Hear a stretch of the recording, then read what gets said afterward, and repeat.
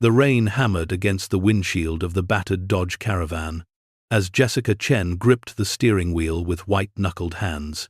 In the back, her 5 children huddled together under every blanket they still owned.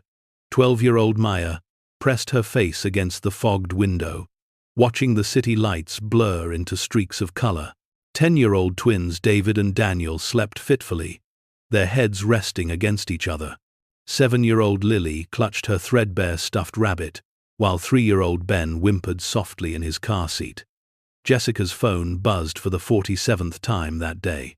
If you're enjoying this deep dive into the story, hit the subscribe button and let us know in the comments from where in the world you are watching from today. She didn't need to look to know who it was.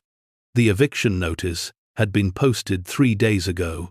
The shelter waitlists were all full. Her last paycheck from the restaurant had gone to keeping the van running and buying enough food to stretch across 5 growing appetites. They had exactly $8.32 to their name. "Mum, where are we going?" Maya's voice cut through the sound of rain and windshield wipers. Jessica's throat tightened. How did you tell your 12-year-old daughter that you had no answer? That, for the first time in her life as a mother, she had run completely out of options? Just driving for a bit, sweetheart. Looking for somewhere dry to park for the night. It had been 18 months since the accident. 18 months since a distracted driver had run a red light and taken her husband Michael from them. The insurance settlement had barely covered the funeral costs. Michael's construction job hadn't offered life insurance. Within 6 months, Jessica had lost their apartment, burned through her savings, and watched helplessly as their lives unraveled thread by thread. She'd worked 3 jobs, trying to hold everything together. Morning shift at a diner, afternoon cleaning offices, evening shifts at a convenience store. But childcare for 5 kids cost more than she could earn. The twins needed tutoring she couldn't afford. Lily had asthma that required medications and regular doctor visits. Ben was still in diapers and constantly getting sick. When the landlord had finally lost patience, Jessica had begged for 1 more week. Just 1 more week to figure something out. He'd called Child Protective Services instead. That had been the final straw. Jessica packed everything that would fit in the van, withdrew the kids from school before anyone could ask questions, and disappeared into the vast anonymity of homelessness. Better to keep her family together in a van than risk the system splitting them apart into different foster homes. The rain intensified, drumming harder against the metal roof. Ben started crying in earnest now, that exhausted wail of a toddler who'd been in a car seat too long. "Shh, baby. Shh." Jessica reached back awkwardly, trying to pat his leg while keeping her eyes on the road. "We'll stop soon, I promise." But where? The Walmart parking lot, where they'd spent the last 3 nights, had security guards who'd started asking questions. The church parking lot felt too exposed. The public library didn't open until morning, and they needed somewhere now. Jessica's phone buzzed again. This time, it was a number she didn't recognize. Against her better judgment, she answered. "Jessica Chen?" A man's voice, cultured and professional. "Who's asking?" "My name is William Harrison. I'm an attorney with Harrison, Wells, and Associates. I've been trying to reach you for the past 2 weeks regarding the estate of Margaret Chen, Jessica's grandmother." She hadn't thought about Grandma Margaret in years. The old woman had been estranged from the family for as long as Jessica could remember. Her father rarely spoke of her, and when he did, it was with bitterness about abandonment and broken promises. "My grandmother died." "I'm afraid so. 3 weeks ago. She left very specific instructions regarding her estate, and you're listed as the sole beneficiary." Jessica almost laughed. Grandma Margaret had been a recluse, living somewhere in the Pacific Northwest. Whatever estate she'd left behind was probably a box of old photographs, and maybe a few pieces of costume jewelry. I appreciate you letting me know, Mr. Harrison, but I'm not really in a position to. Mrs. Chen, I need to meet with you in person. There are documents that require your signature, and there's a matter of some urgency regarding the property. Property? Your grandmother owned a train station. Well, the remains of one. It's been abandoned for decades, and the county is threatening to demolish it for unpaid taxes. If you don't claim ownership within the next 72 hours, it reverts to the state. A train station. Jessica felt hysteria bubbling up. Of course her grandmother would leave her an abandoned building. That was exactly the kind of cosmic joke the universe would play right now. Mr. Harrison, I'm homeless. I have 5 kids in the back of this van, and we're about 12 hours away from child services finding us. An abandoned train station doesn't exactly solve my problems. The silence on the other end stretched for several heartbeats. Mrs. Chen, where are you right now? Seattle area. Why? The property is in Cascade Falls, about 40 minutes east of you. Mrs. Chen, I think you should see it before you make any decisions. Even in its current condition, it's shelter. It has walls and a roof. Walls and a roof. The words hit Jessica like a lifeline thrown to a drowning woman. It didn't matter if the place was condemned or falling apart. Walls and a roof meant they wouldn't sleep in the van tonight. Meant they'd have space to spread out. To breathe. What's the address? An hour later, Jessica pulled off the highway onto a narrow road that wound through dense forest. The GPS kept insisting she'd reached her destination, but all she could see were trees and darkness. Then the road curved, and suddenly there it was. The Cascade Falls station rose from the overgrowth, like something from a forgotten era. 3 stories of weathered stone and timber, its peaked roofs outlined against the night sky. Windows gaped dark and empty. Weeds choked what had once been the platform. But it was standing, solid, real. Whoa, David whispered from the back seat. Is that a castle? It's our castle, Daniel corrected, his voice filled with wonder.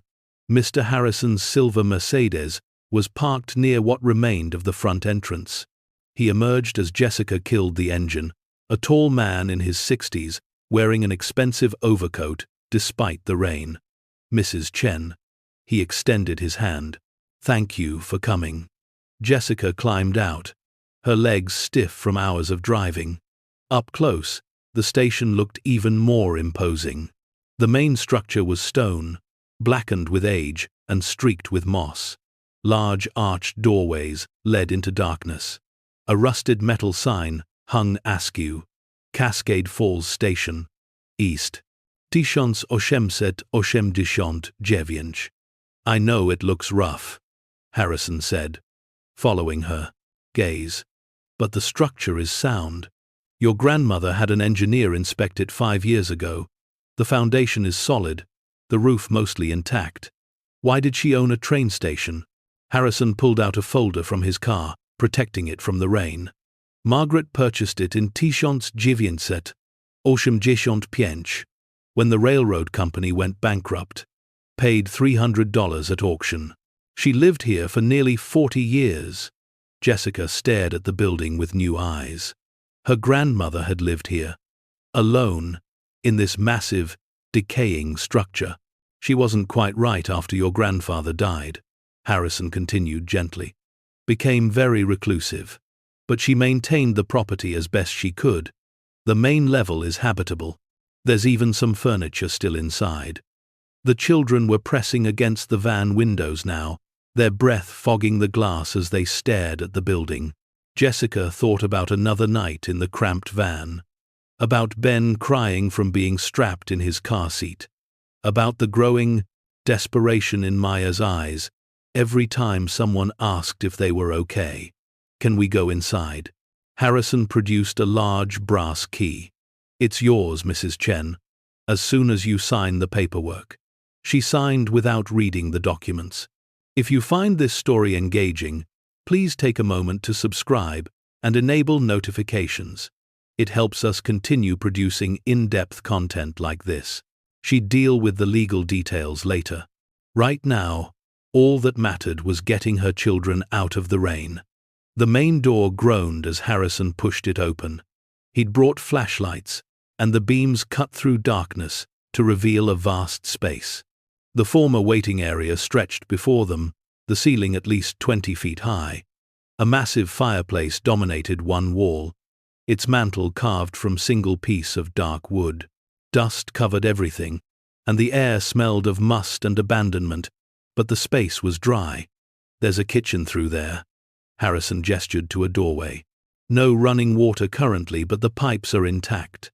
The power was shut off years ago, but I've arranged for it to be reconnected tomorrow. Jessica released the children from the van, one by one. They stumbled into the station, like explorers discovering a new world, their voices echoing off the high ceilings. "There are stairs," Daniel shouted, already racing toward a curved staircase that rose along the far wall.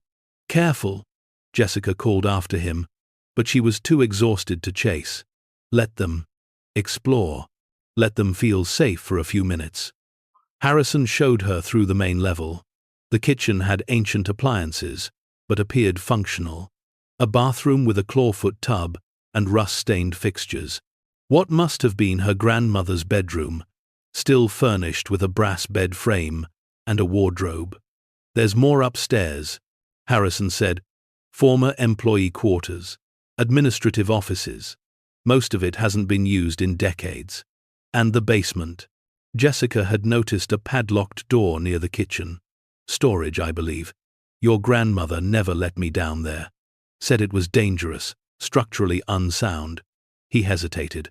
"Mrs. Chen, I should mention the property taxes are 3 years past due. The total owed is $18,000. The county has given you 60 days to pay, or they'll seize the property." 18,000. It might as well have been 18 million. Jessica felt the brief flicker of hope guttering out. "I understand." Her voice came out flat. "At least we have 60 days. After Harrison left, Jessica gathered her children in the main room. She'd found some old blankets in the bedroom, moth-eaten, but clean enough. They built a nest on the floor near the fireplace, all 6 of them huddled together. "Is this where we're going to live?" Lily asked, her eyes huge in the flashlight beam. "For now, baby. For now." "I like it," Ben announced, already half asleep. "It's big." Maya said nothing, but Jessica felt her daughter's worry. At 12, Maya understood more than the others. Understood that an abandoned train station with no power and $18,000 in back taxes wasn't exactly a solution to their problems, but it was walls and a roof. For tonight, that was enough. Jessica woke to the sound of children's laughter. Morning light streamed through the tall windows, revealing details she'd missed in the darkness. The carved woodwork along the ceiling, the remains of what must have been beautiful tile floors beneath decades of dust, the sheer scale of the space. The children had found a stack of old railroad timetables and were using them as coloring books. Ben was dragging a wooden chair across the floor, building some kind of fort. Normal child sounds in a very abnormal situation. Jessica's phone showed 7 messages from numbers she didn't recognize. Probably the school district, or worse, child services. She powered it off and shoved it in her pocket. One crisis at a time. First priority: figure out what they had to work with. The kitchen contained a gas stove that might still work if she could get the gas turned on. The refrigerator was ancient, but empty and clean. Under the sink, she found cleaning supplies that must have been her grandmother's. In the bedroom, she discovered a small strongbox tucked in the back of the wardrobe. It wasn't locked. Inside, her grandmother's social security card, a marriage license from Tishant's Jivianset Pinjajan Dwa, and a black and white photograph of a young woman standing in front of the very train station Jessica was now occupying. She had Jessica's eyes. Also in the box, $47 in cash, and a handwritten note on yellowed paper. To whoever finds this, probably one of the grandchildren I never got to know. I'm sorry I wasn't better at family. The station was always more than it seemed. Look where the trains used to stop. Margaret. Jessica read the note 3 times, trying to parse its meaning. Look where the trains used to stop. The platform outside.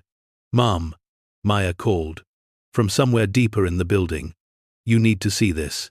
Jessica found her daughter standing at a window in what might have been a ticket office. Maya pointed down at the overgrown platform below. There's writing on the ground. Look, you can see it when the light hits it right. Jessica squinted. Maya was right. Barely visible beneath decades of weeds and debris, she could make out what looked like painted numbers on the concrete platform. Must be where different train cars used to stop, Jessica murmured. See? Those are car numbers. But Maya was shaking her head. Some of them are numbers. But look at that one. That's not a car number. That's coordinates. Jessica looked closer. Her daughter was right. Carved into the concrete, and then painted over. N47-34-19. W 121-50. 241. Why would there be coordinates on a train platform? Maya asked. I don't know, baby. But Jessica's pulse had quickened. Look where the trains used to stop. Could her grandmother have been leaving a clue? They spent the morning exploring more carefully. The twins discovered that the second floor had been divided into small rooms. Probably former employee housing. Lily found a dusty office with an old typewriter still sitting on the desk.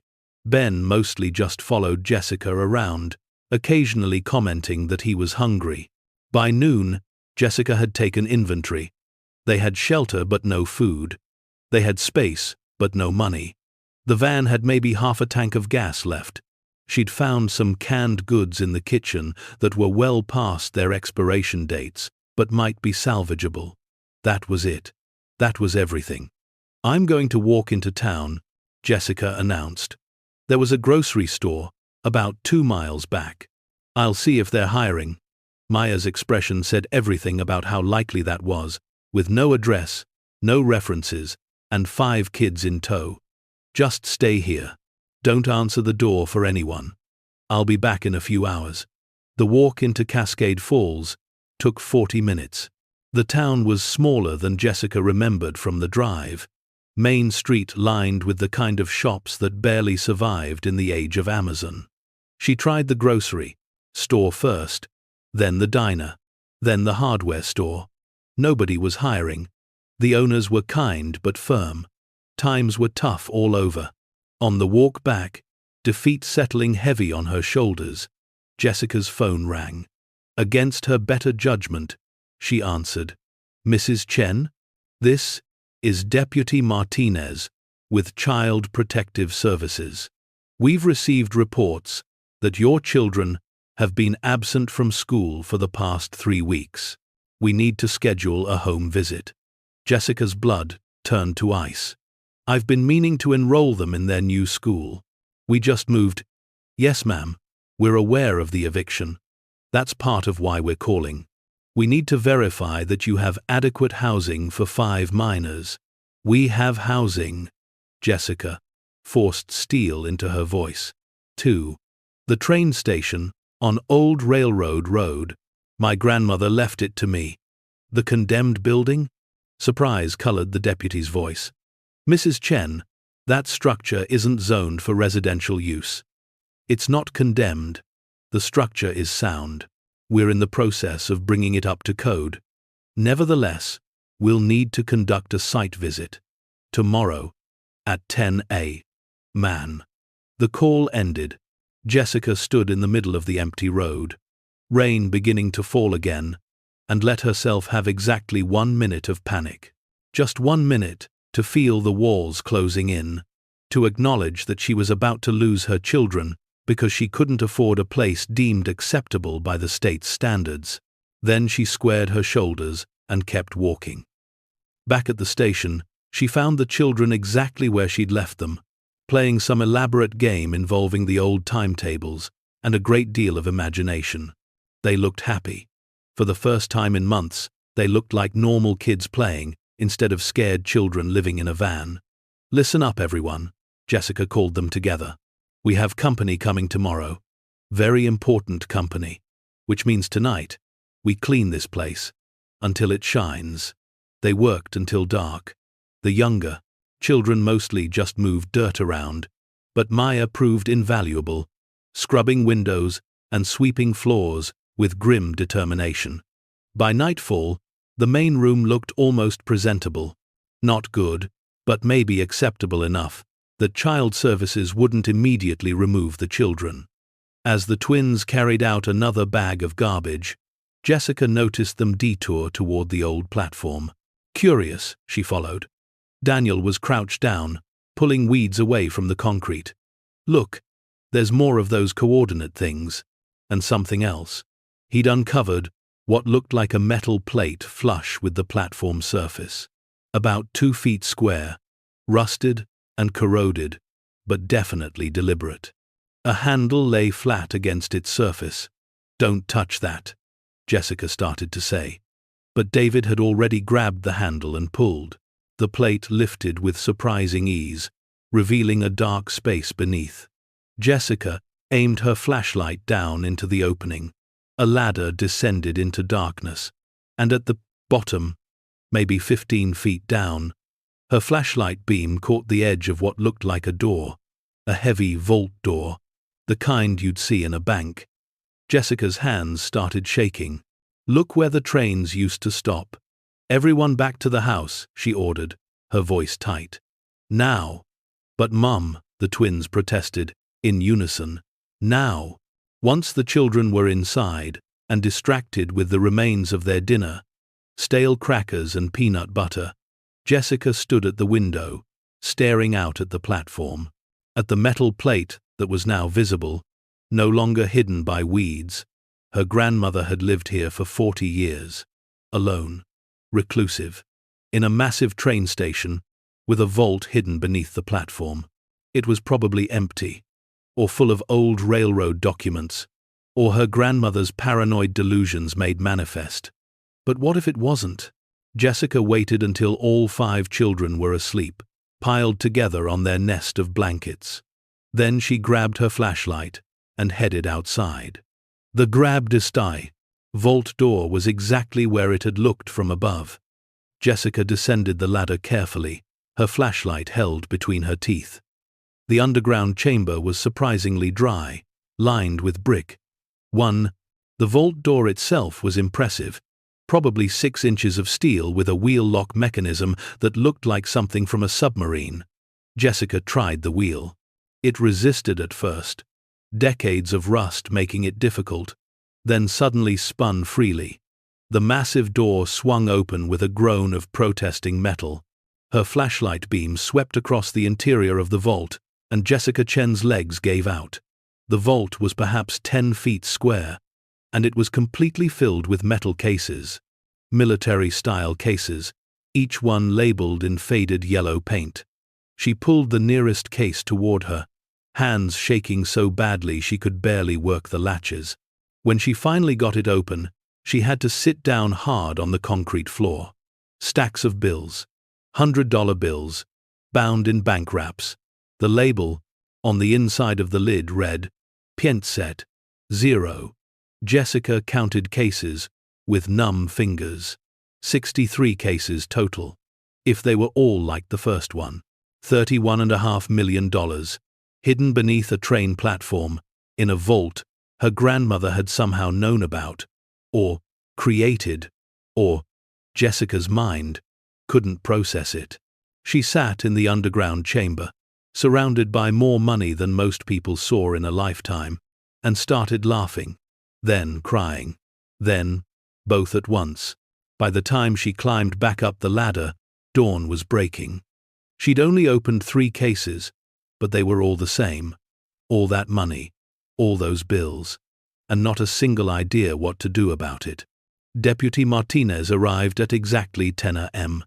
She was younger than Jessica expected, maybe 30, with kind eyes and a no-nonsense demeanor. She surveyed the station's main room with an expression Jessica couldn't quite read. "This is impressive," Martinez said finally. "How long have you been here?" "2 days. My grandmother left me the property." Jessica gestured around. "We're still getting settled." "I can see that." Martinez pulled out a tablet. "Mind if I look around?" Jessica gave her the tour, pointing out the kitchen, the bathroom, the bedroom where the kids would sleep. She'd piled all their belongings in the bedroom to make it look more occupied, more permanent. "And the children, where are they now?" "Exploring the second floor. There are several rooms up there. I want them each to have their own space eventually." Maya appeared on cue, as if summoned. "Mom? Daniel thinks he found a room with real wallpaper that isn't completely ruined." "That's great, honey." Jessica smiled at her daughter. "This is Deputy Martinez. She's just making sure we're settling in okay." Maya studied the deputy with the kind of assessment only a 12-year-old who'd been living in a van could manage. "We're fine. It's better than the van." Martinez's expression softened. "I'm sure it is." She made notes on her tablet. "Mrs. Chen, I need to ask some difficult questions. How are you planning to support 5 children? Do you have employment?" "I'm looking for work in town. In the meantime, I have some savings." The lie came easily. "Tomorrow, it might not be a lie. The property taxes are significantly past due. The county clerk's office says, I'm aware. I'm working on that." Martinez looked around the vast space again, taking in the high ceilings, the carved woodwork, the sheer improbable nature of this as a home. "Mrs. Chen, I'm not going to lie to you. This isn't typical housing, but it's clean, it's dry, and your children seem healthy and happy. I'm going to recommend that we conduct a follow-up visit in 30 days instead of removing the children." Jessica felt her knees go weak with relief. "Thank you.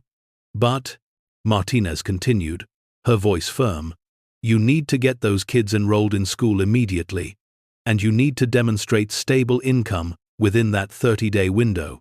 Can you do that?" "Yes." Jessica met her eyes. "Absolutely." After Martinez left, Jessica gathered her children in the main room. They sat in a circle on the floor, ages ranging from 3 to 12, all looking at her with trust that made her chest ache. "I need to tell you something," she began. "Last night, I found something under the platform. Something Grandma Margaret left for us." "Is it treasure?" Ben asked, his eyes huge. "Actually, yes. It's exactly that." Jessica pulled out one of the cash bundles she'd brought up from the vault. "There's money hidden here. A lot of money. Enough to fix up the station and pay the taxes, and—" She trailed off, overwhelmed by the scope of it. "How much?" Maya asked, her pragmatic 12-year-old brain already calculating. "More than $30 million. The silence that followed was profound. Even Ben seemed to understand that this was important, though he clearly had no concept of the number. "Is it ours?" David asked. "Can we keep it?" That was the question, wasn't it? Jessica had no idea if the money was legal, where her grandmother had gotten it, or if taking it would bring down consequences worse than poverty. But she also knew that child services would be back in 30 days, and she needed to show stable housing and income, or they'd take her children. "I think so," she said finally. "Grandma left this place to me. Whatever's in it comes with the property. But we need to be smart about this. We can't just suddenly start spending millions of dollars. People would ask questions." "We could fix the station," Lily suggested. "Make it nice like it used to be. And you could open a business," Maya added, her mind racing ahead. "Something that would explain having money. A restaurant, maybe, or a bookstore." Jessica looked at her 12-year-old daughter and saw the adult she was becoming. "Those are good ideas. Really good." Over the next week, Jessica began the careful process of transformation. She took one bundle of cash, $50,000, and opened a new bank account in the next town over. She told the banker she'd received a small inheritance and wanted to make some improvements to her grandmother's property. She hired contractors to restore the power and plumbing. She bought furniture at estate sales, paying cash and haggling to make it look like she was stretching every dollar. She enrolled all 5 children in Cascade Falls Elementary and Middle School, listing the train station as their address and daring anyone to question it. And slowly, carefully, she began moving money from the vault into safer storage. She rented safety deposit boxes at 3 different banks. Under her grandmother's name, she'd found Margaret's death certificate and ID in that strongbox, and the banks didn't look too closely at relatives handling estate matters. The children adapted with the resilience of youth. Daniel and David claimed 2 rooms on the 2nd floor, competing to see who could clean theirs fastest. Lily transformed a small office into what she called her reading nook, filling it with books from the library's free box. Ben just seemed delighted to have space to run around. Maya became Jessica's silent partner in the secret. She helped move cash from the vault to the van at night when the younger kids were asleep. She kept track of how much they'd moved, how much was left, maintaining detailed records in a notebook she kept hidden. 3 weeks after discovering the vault, Jessica was reviewing contractor estimates when she heard a knock at the main door. She wasn't expecting anyone, and her first thought was that child services had returned early. But the woman at the door wasn't Deputy Martinez. She was older, maybe 70, with steel-gray hair and sharp eyes that took in every detail of Jessica's appearance. "Jessica Chen?" the woman asked. "Yes? My name is Patricia Walsh. I was your grandmother's attorney before William Harrison took over her estate." She paused. "May I come in? We need to talk about what you found under the platform." Jessica's blood turned cold. For a moment, she considered denying everything. Then she saw the folder Patricia Walsh was carrying, the thickness of it, and realized this woman already knew. They sat at the massive wooden table Jessica had bought for the kitchen. Maya appeared silently, standing in the doorway, not leaving her mother to face this alone. Patricia opened the folder. "Your grandmother was a very interesting woman, Mrs. Chen. Did you know she worked for the Department of Treasury in the Tiscience Javienset Siedem. I didn't know anything about her. My father never talked about her. Margaret was a courier. She transported valuable assets between Federal Reserve banks, bonds, gold certificates, currency waiting to be destroyed." Patricia pulled out a document. "In Tiscience Javienset Siedem. She was transporting $32 million in cash that was supposed to be incinerated. Old bills being taken out of circulation. She stole it," Jessica said flatly. "She saved it. The truck she was driving was ambushed by armed robbers. Her partner was killed. Margaret was shot 3 times but managed to escape with the money." Patricia's expression was unreadable. She hid it here, in the vault her grandfather had built during Prohibition to hide bootleg liquor, and then she disappeared. "They think she died in the robbery," Jessica realized. Exactly. Margaret Chen was declared dead in Tiscience Javienset Siedem. She became Margaret Walsh, my mother's younger sister. She lived here quietly for 40 years, never touching the money, always watching for someone to come looking for it. Jessica's mind raced. "So, it's stolen. We have to give it back. To whom?" Patricia smiled slightly. "The money was destined for destruction. As far as the government knows, it was destroyed. The serial numbers were recorded as incinerated 45 years ago. For all practical purposes, that money doesn't exist." "Then why are you here?" Patricia pulled out another document, Because my aunt was very specific in her instructions. She wanted her family to have the money, but only if they needed it, only if they would use it wisely. She looked around the station. You're doing exactly what she hoped. Taking a broken place and making it whole. Taking a broken family situation and putting it back together. You could have told me this when I first inherited the place, Jessica pointed out.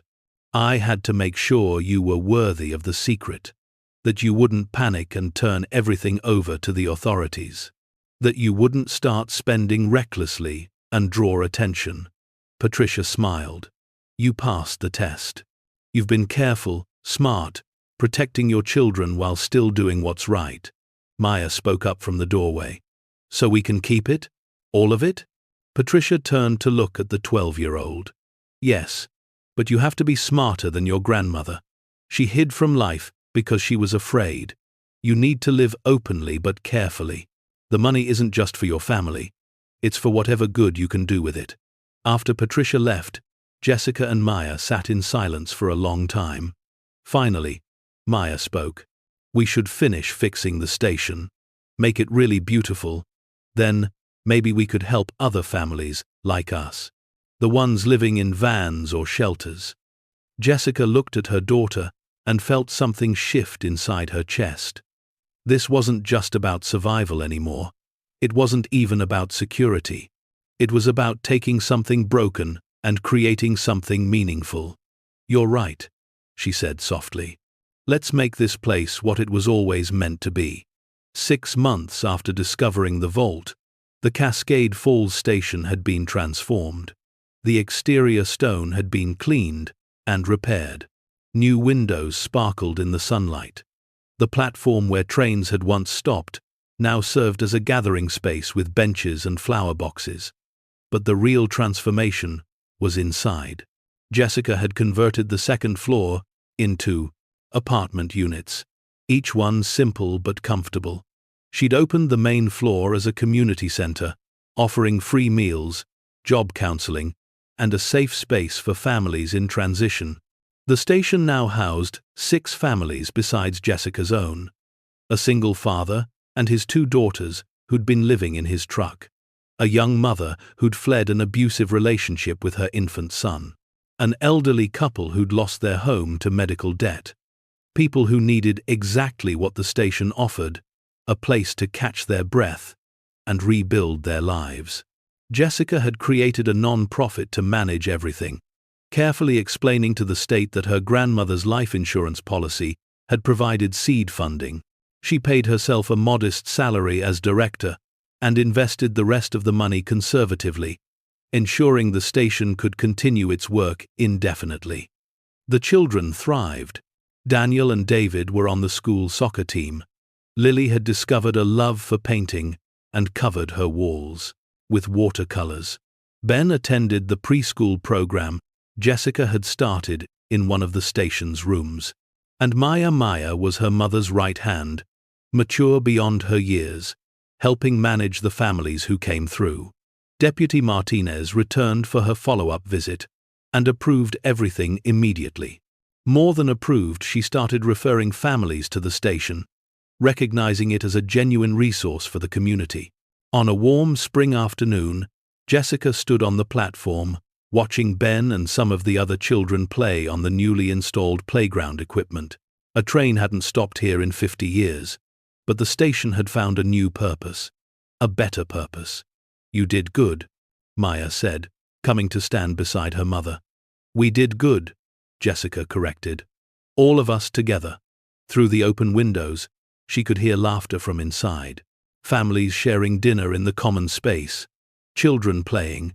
The kinds of sounds that had been absent from this place for 40 years. Her grandmother had saved that money, hidden it away, waiting for someone who would use it wisely. Jessica hoped Margaret could see what it had become. Hoped she knew that her secret had finally found its purpose. The station bell, restored to working order, rang out across the property. It was time for community dinner.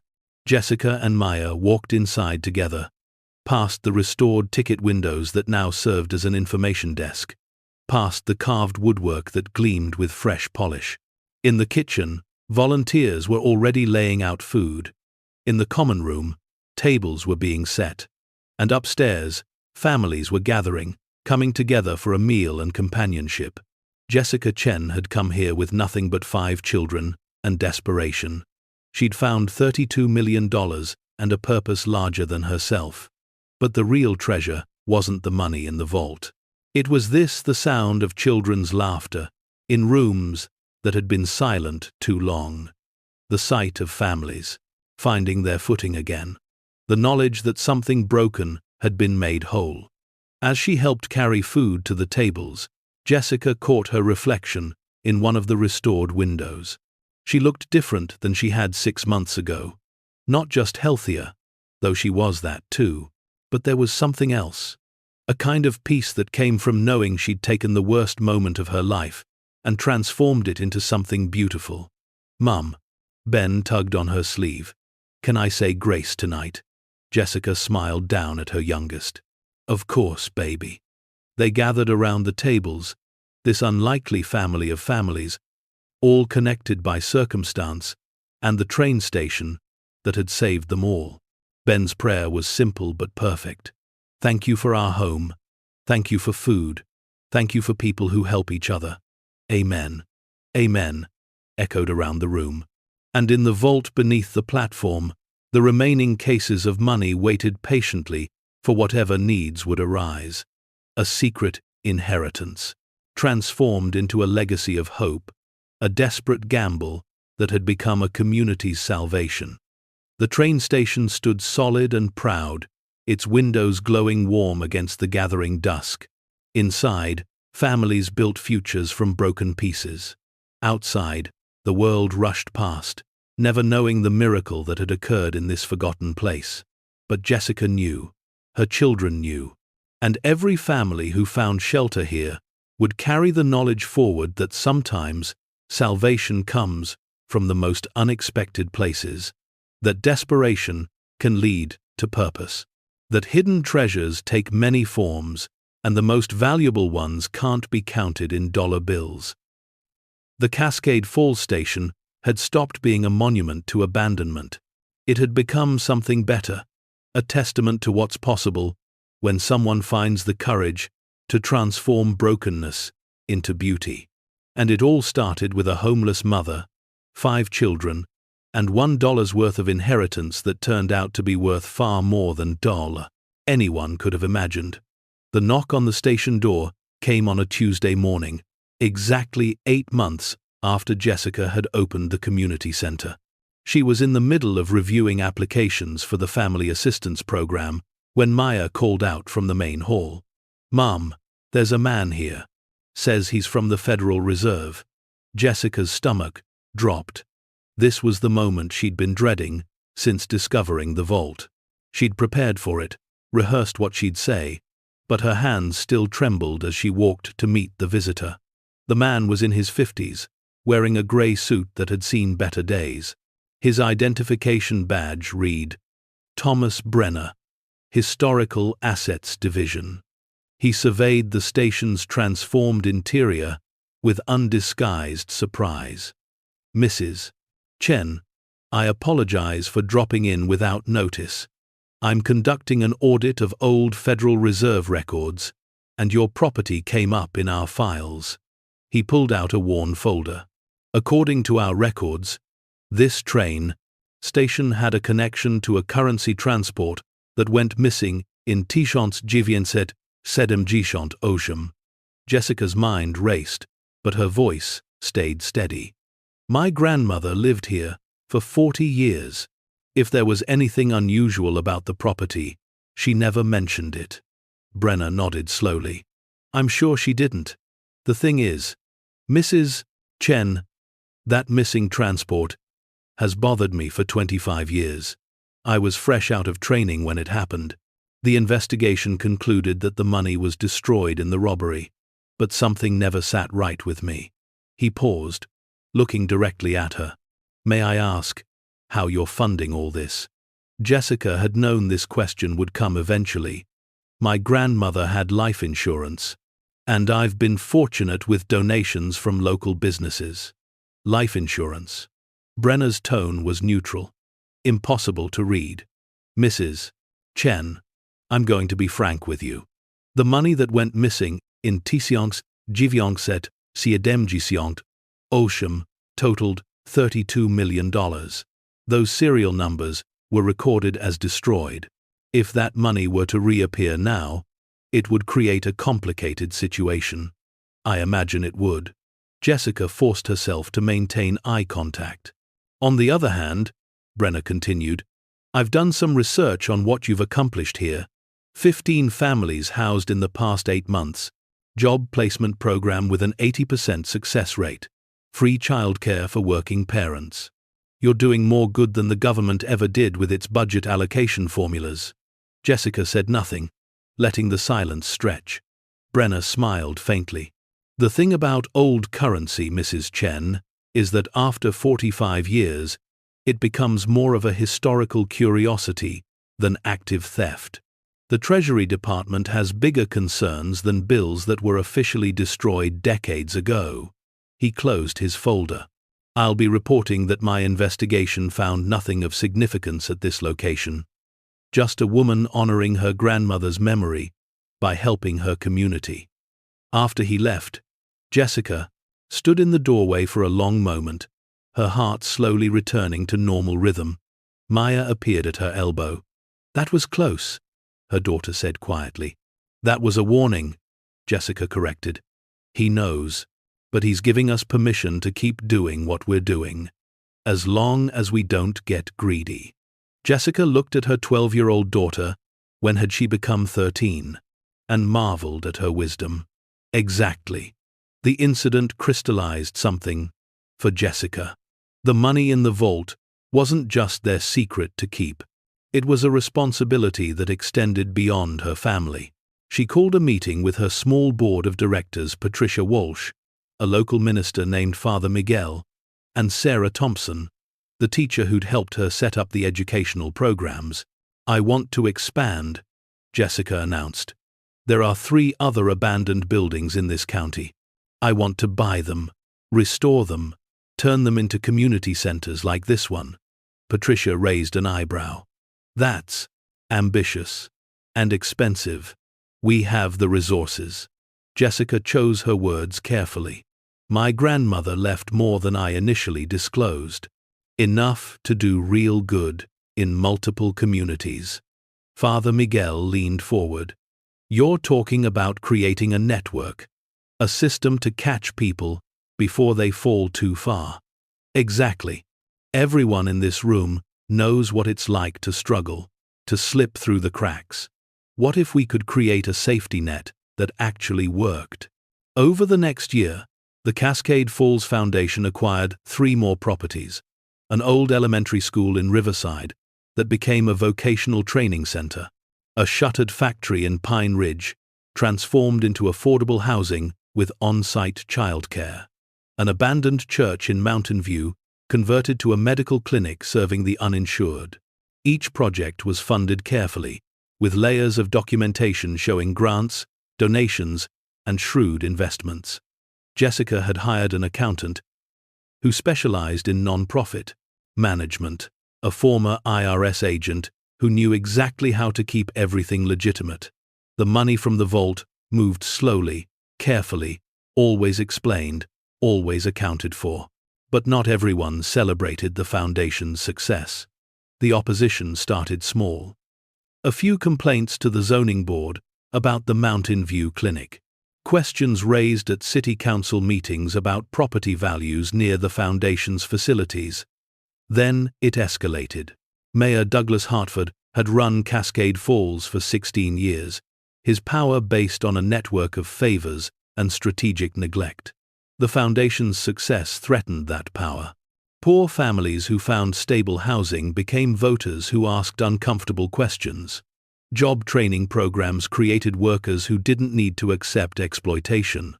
Hartford's counterattack was sophisticated. He couldn't attack the foundation directly. Public opinion was too supportive. Instead, he went after the money. Jessica first learned about it when her accountant, Robert Chen, called with urgency in his voice. "We have a problem. The county comptroller is demanding a full audit of the foundation's finances. Every transaction since inception. We have nothing to hide." Jessica kept her voice confident, but her palms were sweating. "Jessica, they're specifically questioning the seed funding. Where exactly did your grandmother's life insurance money come from? They want documentation, policy numbers, beneficiary forms, disbursement records, documents that didn't exist, because there had been no life insurance. Just $32 million in old bills hidden in a vault by a woman who'd been declared dead 45 years ago." Jessica called an emergency meeting. Patricia Walsh arrived within the hour, bringing with her a lawyer named Marcus Stone, who specialized in non-profit law. "Mayor Hartford is trying to shut you down," Marcus said bluntly. "If he can prove financial irregularities, he can seize the properties, dissolve the foundation, and redistribute the assets through his preferred channels. Which means they'll disappear into the usual political patronage system," Patricia added bitterly. "Can he do that?" Maya asked. She'd been included in these meetings for months now, her sharp mind proving invaluable. "If he can show the money came from illegal sources, yes." Marcus spread documents across the table. "The question is, where did the money really come from?" Jessica looked at Patricia, who gave a small nod. It was time for the truth. "My grandmother was Margaret Chen, but before that, she was Margaret Walsh, a treasury courier who disappeared in Tishonks and Jevinks at Siademjij and Osham after a robbery. Everyone assumed she died. She actually escaped with $32 million in currency that was scheduled for destruction." Marcus's expression didn't change. That money, by all official records, was destroyed. Therefore, legally speaking, it doesn't exist. That's what the Federal Reserve investigator said. 4. Thomas Brenner? Marcus smiled. "I know Tom. He's a good man. If he closed his investigation, that's significant." He thought for a moment. "Here's what we're going to do. We're going to bury Mayor Hartford in paperwork. Every receipt, every transaction, every donation and grant application. We're going to document everything so thoroughly that it would take the county years to process it all." "Won't that just delay the inevitable?" Jessica asked. "It buys us time. Time for Hartford to make mistakes. Time for public pressure to build. Time for me to dig into the mayor's own financial dealings, because I guarantee they're not as clean as yours." The audit became a siege. County investigators occupied the foundation's offices for weeks, going through files and questioning staff. The local newspaper, owned by one of Hartford's allies, ran a series of articles questioning the foundation's legitimacy. But Hartford had miscalculated. The families the foundation had helped began to mobilize. 100 people showed up at the next city council meeting, speaking one after another about how the foundation had saved them. The regional press picked up the story, contrasting Hartford's attacks with the foundation's documented success, and Marcus Stone kept his promise. 2 months into the audit, he filed a lawsuit alleging that Mayor Hartford had been accepting kickbacks from developers for 20 years. The evidence was circumstantial, but damning enough to shift public attention away from the foundation. The audit concluded 4 months after it began. The county comptroller's report was grudging but clear. While the foundation's documentation of seed funding is limited, all subsequent financial management meets or exceeds legal requirements. No evidence of impropriety in current operations. Hartford tried to spin it as a victory, but the damage was done. In the next election, he lost by a landslide to a political newcomer who'd volunteered at the foundation's job training center. Jessica should have felt triumphant. Instead, she felt exhausted and exposed. The scrutiny had reminded her how precarious everything was, how one mistake could bring it all crashing down. She found herself at the vault late one night, standing in front of the remaining cases of money. They'd used less than a third of it. More than $20 million still sat here, waiting. It should have felt like security. Instead, it felt like a sword hanging over her head. You can't keep it all here. Jessica spun around to find Ben standing at the top of the ladder. He was 7 now, no longer the toddler who'd cried in his car seat. He climbed down with the casual fearlessness of childhood. "What are you doing up?" Jessica asked. "I heard you leave. I wanted to make sure you were okay." Ben looked around the vault with interest. "Is this where the treasure is?" Jessica hesitated, then decided her son deserved honesty. "Yes.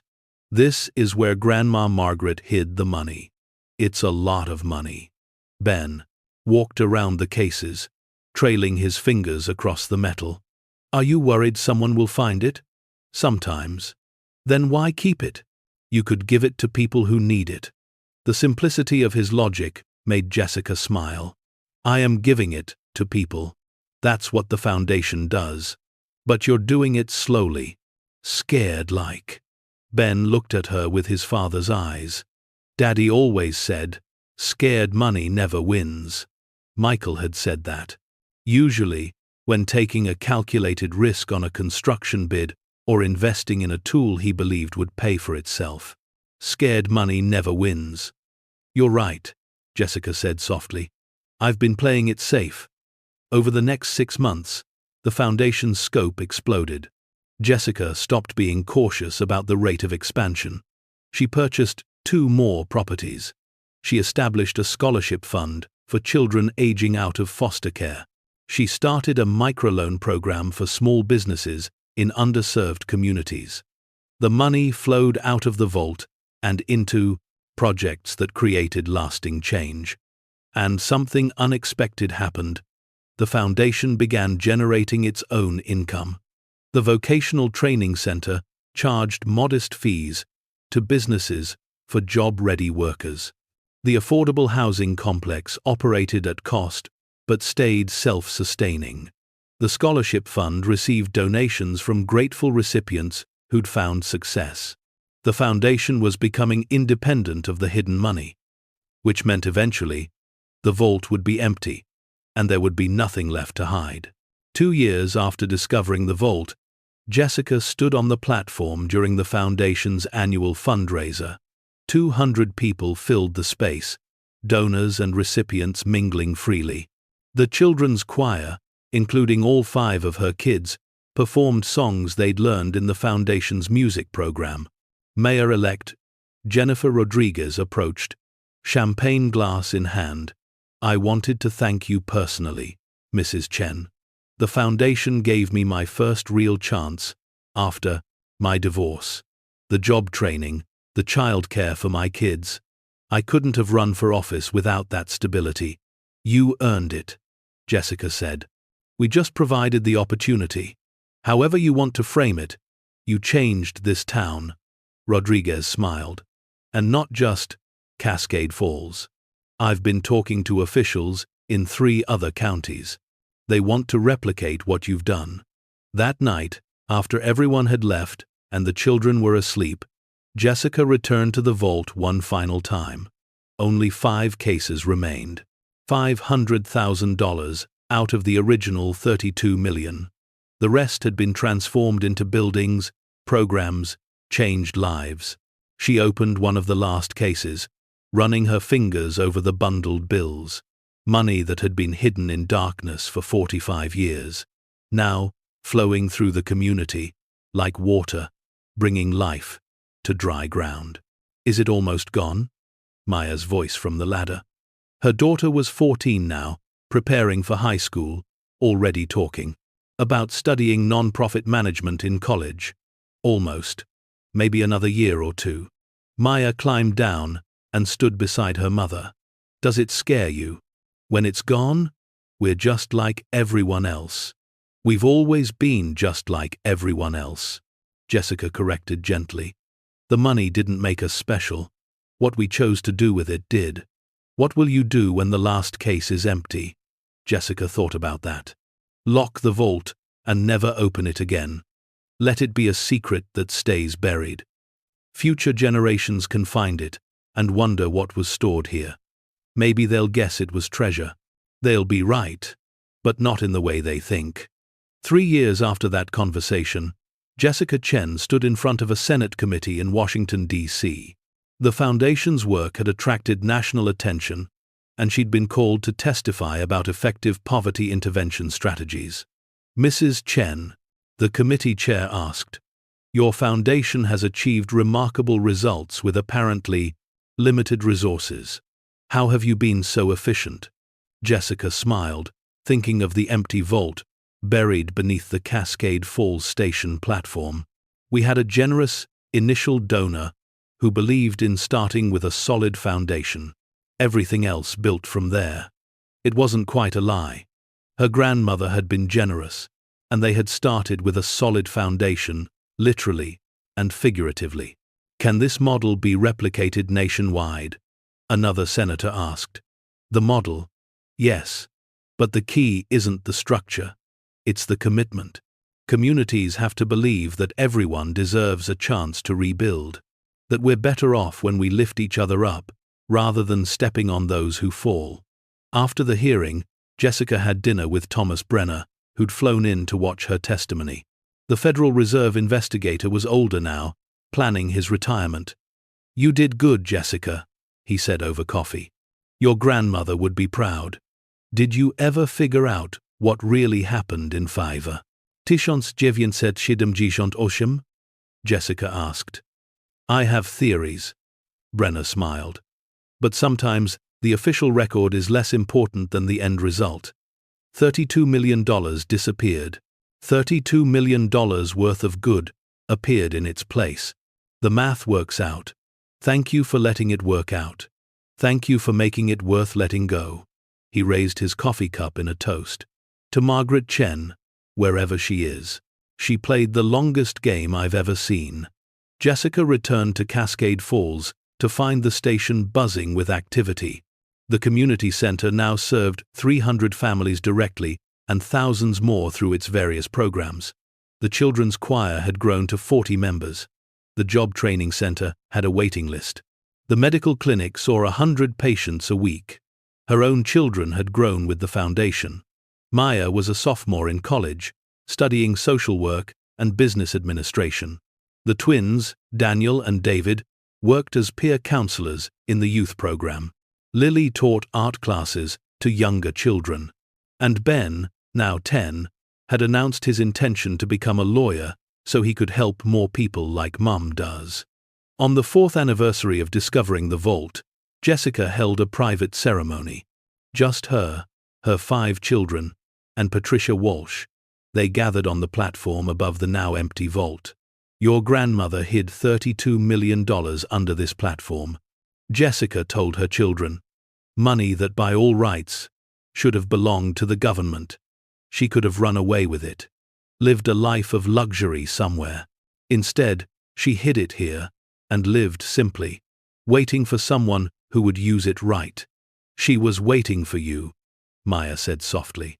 "She was waiting for anyone who needed it badly enough to appreciate what it could do. The money is gone now. Every dollar spent helping families rebuild their lives.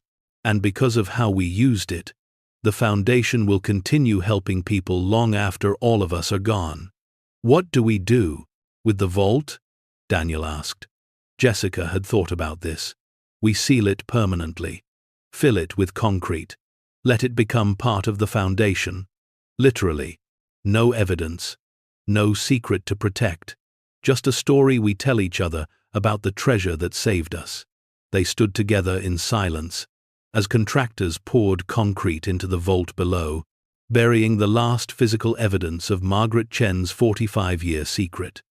When it was done, the platform looked exactly as it had before, just an ordinary concrete surface where trains had once stopped. But Jessica and her children knew different. They knew that beneath their feet lay the foundation of something extraordinary. Not money anymore, but the solidified proof that one woman's desperate choice had rippled forward through time to change countless lives. That night, Jessica updated her will. The foundation would continue under a professional board after her death. The station would remain a community center in perpetuity. And her children would carry forward the knowledge of where it all began. Not with wealth, but with desperation, transformed into purpose. She wrote one final letter, to be opened only if questions ever arose about the foundation's origins. The treasure wasn't the money. It was the chance to show that broken people and broken systems can be made whole again. That desperation can birth determination. That a homeless mother with 5 children and nothing but walls and a roof can build something that outlasts her lifetime. My grandmother saved the money. I spent it. My children will carry forward the legacy. And somewhere in that chain, the real treasure emerged, not what we found, but what we became in the finding. Jessica sealed the letter and placed it in the station's archives, alongside Margaret Chen's original note and the photograph of a young woman standing in front of the train station in T-Shant Jivinset Piengjijant. The Cascade Falls Foundation continued its work. Families came, found support, and moved forward. The network expanded to 7 locations across 3 counties. The Scholarship Fund sent its first recipients to college. The microloan program helped launch 43 small businesses. And beneath the platform where trains had once stopped, concrete concealed an empty vault that had briefly held $32 million. A secret buried forever, its purpose fulfilled. Jessica Chen had come to the Cascade Falls station with 5 children and desperation. She'd found impossible wealth and transformed it into lasting change.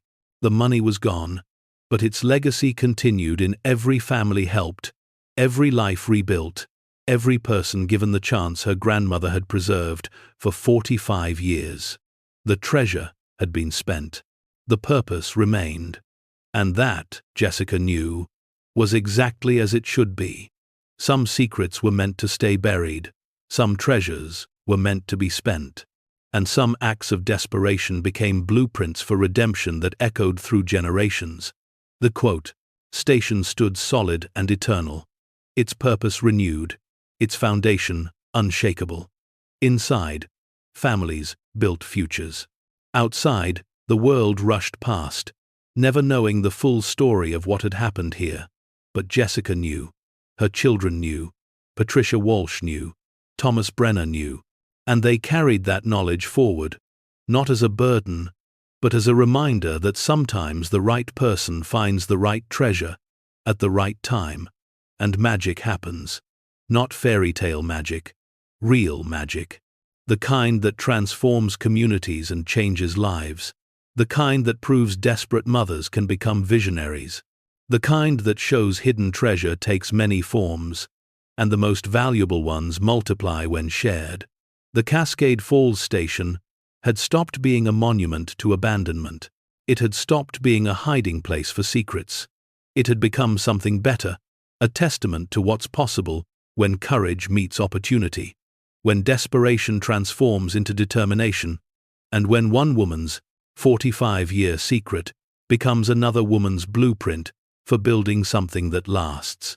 And it all started with walls and a roof, 5 children, and the discovery that sometimes salvation and treasure are the same thing, just waiting to be found by someone brave enough to look beneath the surface. Thank you so much for watching until the end. If you loved this story, check out the other videos on your screen now. I think you'll really enjoy them. And don't forget to subscribe if you haven't already. See you in the next story.